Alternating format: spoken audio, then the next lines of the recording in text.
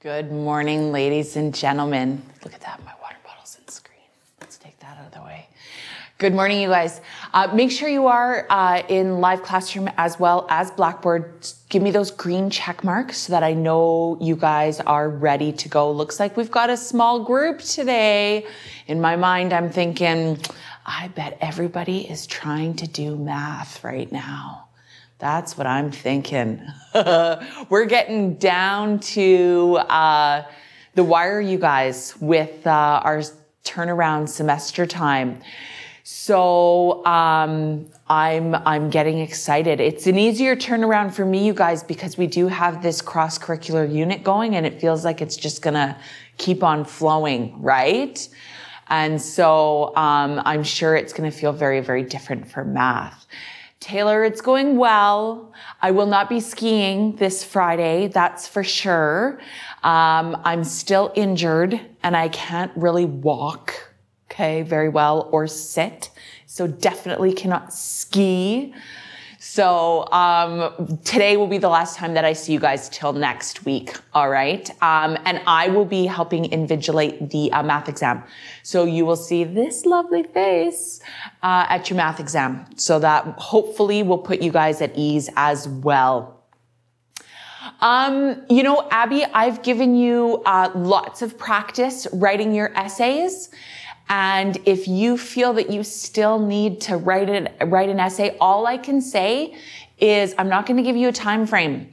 I'm not going to say, you know, you must study for 5 hours and then you'll be prepared, right? I'm not going to say that. It's completely individual to each student and how you guys prepare for exams. All right. Like I said, you guys, there is not a lot that you can study for, right? I think I've prepared you very well. I have faith that you guys are all going to do fantastic on the English Provincial. So I'm going to just say, try not to stress about it. All right. So let's get started for the day though.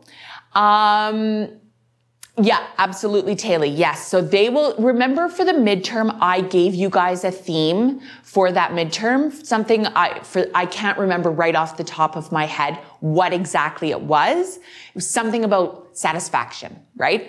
Yes. They give you a theme statement right in the provincial exam, and that's what you have to write about.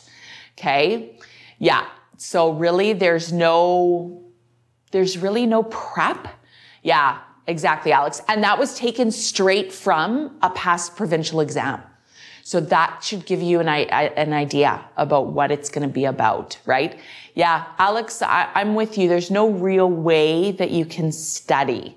The only real concrete things that you can study is your literary devices. But like I said, you guys, it's usually only one question on the provincial exam. So is that worth your time to pore over lists of literary devices? Probably not. Okay. Taylor, the only past provincial themes that I've seen are what are on the website right now. Okay. So if you actually go and remember, I've given you a link to provincial exam to the ministry website where they keep their exams. Those are the only ones that I have access to, just like you guys. All right. So take a look at those. So ladies and gentlemen, let's get started. Okay. On today's lesson, it's probably going to be a short live classroom session today because I want to give you guys as much time to prep for your exams for next week. I don't want to keep you too much in class today. So basically what we're doing today, you guys, we're moving from that concept of your own culture, right? That you guys looked at, your cultural web that revolves around you. And now what we're going to do is now we're going to focus on a specific culture that we're going to look at. And that is the First Nations culture. All right. So this is how this First Nations theme starts being applied. All right. And how the social studies content is going to be applied. So I've named this lesson, you guys, choices, because like I said, you guys, it's going to be a cross-curricular and I'm going to have you read a novel from a First Nations author. All right. And today is your time to really do a little bit of research and choose the novel. All right. So today's learning target is basically, I can make an informed decision based on research. Pretty simple. You're going to do a little bit of research that I've provided for you in the course, and you are going to make an informed decision about which novel you would like to read. That is essentially what we are doing today. So here's our agenda. We do need to go over a little bit of background around First Nation stories, what they are, what they encompass. Okay. And then you're going to do some research around the novels that I'm providing for you guys. You're going to make an informed decision, and then we'll do a reflection in class. All right. So this is really important to remember, you guys. These bullet points around First Nation stories are really what I want you guys to keep in the back of your mind when you're reading your novel or your graphic novel or your play, whatever it is you guys choose to read. All right. So this is what you need to focus on and remember about First Nation stories, that stories can vary from the sacred to the historical. Okay. That some focus on social, political, and cultural ways. Some are entertaining, even humorous. You'll find that a lot in the contemporary First Nation stories. Some tell of personal, family, community, or even an entire nation's experiences. And some are owned by certain clans or families and can only be told by a member of that group. Okay. And others can be told by anyone who knows them and cares for them. So those are essentially what I want you guys to remember about First Nation stories. They're not my story. They're a different culture's stories. I can hear them. I can dissect them. I can try to relate with them. But it's just like any of your own personal stories. You own those stories and only you have experienced them. So we need to be empathetic and understanding to what's happening in First Nation stories as well. All right. And just try to relate to them as best we can. All right. And have that understanding. Now, in the course, I've given you an actual example. Okay. So I found a great story from the Haida Gwaii and from the Queen Charlotte Islands, right? You guys, that's where that nation is based. And I'd like you to watch this video/story. And in the back of your mind, I want you to think about and reflect around this question. What did you learn from watching or hearing this story about Aboriginal stories? Keep that list, that bullet point list in mind as well. Okay. So, and then type it into the room chat. Now, I can't quite remember how long it is, so I'm going to give you guys 5 minutes to complete this. Watch the story and then type into the room chat to talk about this question. All right, so 5 minutes, please.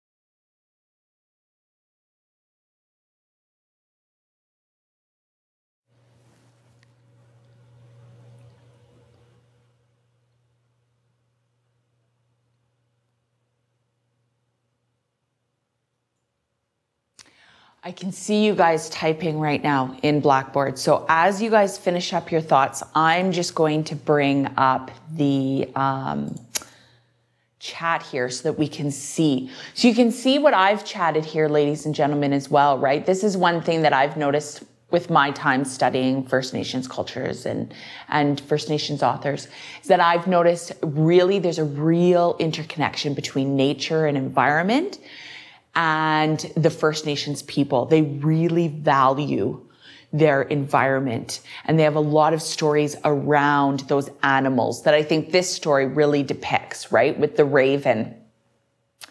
So just as we scroll down here, we can see what other students are thinking here.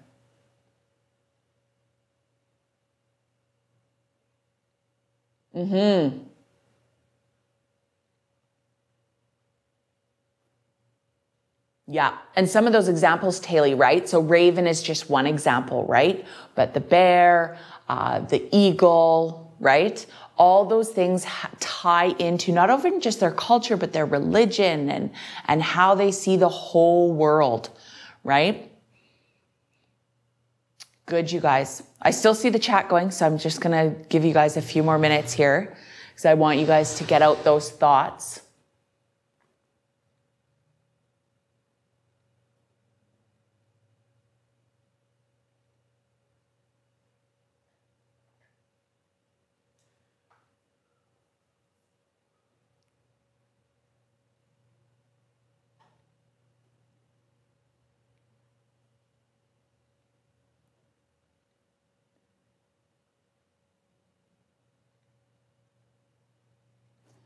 Yep, absolutely, Anna. Taylor, I'm going to address that as we move on with the assignment. All right?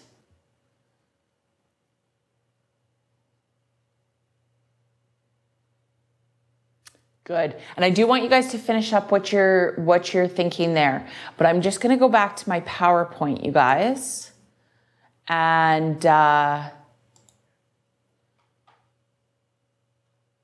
And this is now what I want to do, okay, is once we've kind of, now that we've got to start to understand the First Nation stories and culture and where we're going with this unit. Okay, what I'd like to do with you guys now is, again, do another chalk and talk on the whiteboard.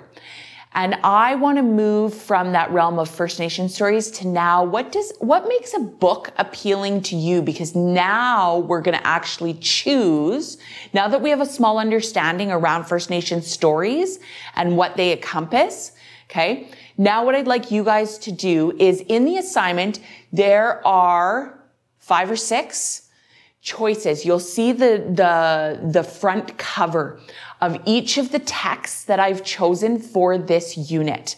All right. Now, but I want you guys to think about, and you don't have to think about First Nations. This is just book in general. Okay. This is just books in general. Think about what you already read. What attracts you? What makes a book appealing to you? So on the whiteboard, that's what I'd like to do, as a chalk and talk. And again, make those connections between thoughts, between you guys. Do you agree with somebody's? Put a little star or heart, whatever it is. All right. I'm going to put 3 minutes up on the timer, you guys, and just on the whiteboard. I believe I've given you access to it. Yes, I have. What makes a book appealing to you? 3 minutes.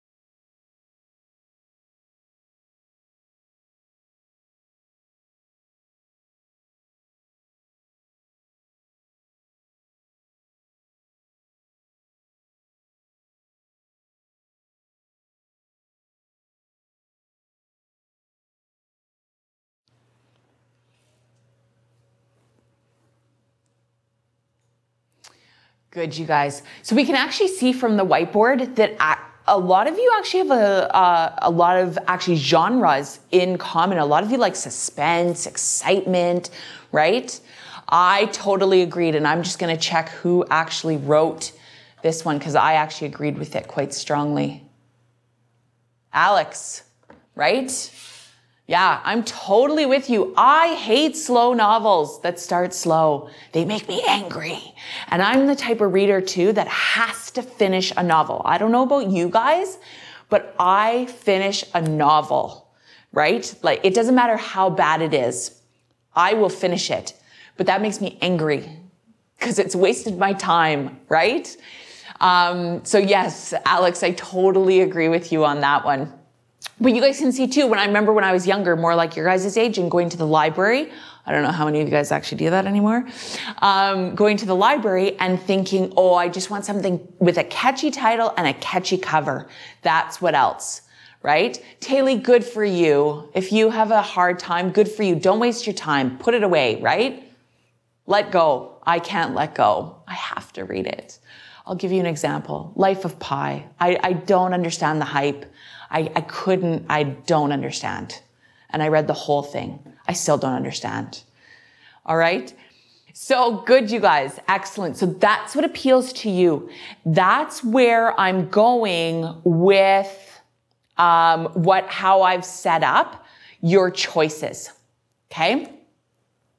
So you guys will notice within the assignment, I've given you those 5 or 6. I can't remember how many books I have, you guys. 5 or 6. And I've given you the cover, right? So you guys can actually see what the cover looks like. You see the title. And if you click on each of those options, it'll open up a Word document. I have given you the summary and the first page. So I've actually given you the text of the first page so you can see what each of them look like. All right. So if I'll come back to this slide to explain the actual worksheet in a second here, you guys, but I want to show you. So when I open up choices, you guys will see, whoop, right there. Okay. So yes, I've given you 6 titles to choose from. So we have Medicine River, Someday, Sugar Falls, The Absolutely True Diary of a Part-Time Indian, The Night Wanderer, and Truth in Brightwater. I've got a couple of different multiple authors. So you'll see Thomas King a couple times. You will see Drew Hayden Taylor a couple times as well. All right. Now, I actually too, I have to be truthful with you guys. I haven't read every single one of these novels. So they're coming off recommendations from other teachers as well. So it's totally up to you. So if you actually click on one of these links, for example, The Night Wanderer, okay, you'll get a Word document, you guys, that pops up. And I'll just show you what it looks like. So you'll see it has the summary, and I've taken this straight off of like Amazon.ca. All right. And then I've actually given you as well the first page. So you get a sample, not only of the text, but of the language that the author uses, that sort of thing. There is quite a variety of difficulty, all right, between these texts. And I've given you some, Medicine River is a novel. The Absolute True Diary is a novel. The Night Wanderer is a novel. Truth in Brightwater is a novel. Sugar Falls is a graphic novel. And Someday is a play. Now, so you will notice too, as well, that some of them are shorter than other ones, and that's totally fine. You guys might end up reading actually multiple ones. So really, just a higher level of vocab, Alex, is what I'm getting around, right? Yeah. So you'll notice that like Sugar Falls, which is a graphic novel, so more like a comic book style of written, is much, much easier to read than, say, Truth in Brightwater, okay, which is a higher level reading, okay? They're still all recommended for grade 10. So don't think that I'm giving you like university-bound novels here, you guys. They're still all grade 10, okay? Just some are easier to read than others. all right, and deal with different scenarios. So make sure you read the summaries, make sure you read the first page, and pick one that appeals to you, all right? So now going back to my PowerPoint here, you guys, what I want to talk about is you need to go through each of those. Don't just look at one, because I only have 3 copies of each novel. So you need to have a backup idea. Okay. So that's why I've given you a choice between 3 novels. Choice novel number 1 is obviously your number 1 choice. This is what I want to read, Miss Ward. And then you're going to give me 3 reasons why you want to read that novel. Okay. What appeals to you about that novel? And then your second choice and third choice. Because by the time you come to McWilliams to pick up your novels, they might already be gone. So this is a little incentive for you guys to get down here as fast as you can to number 1, hand in The Boy in the Striped Pajamas, and number 2, pick up your novel for this unit. All right. Yes, Abby, I do want to see. No, I don't. I believe I don't actually get you guys to hand this in. This is solely your research that you are doing to make an informed choice about which novel you want to read. All right. I'm pretty sure I don't get you to hand it in, but go through the assignment, Abby. And if I do, then yes, hand it in. Oh, Alex, are you kidding me? Uh-oh. Oh my goodness. I don't even know what to say to that, Alex. Honestly, is it still readable?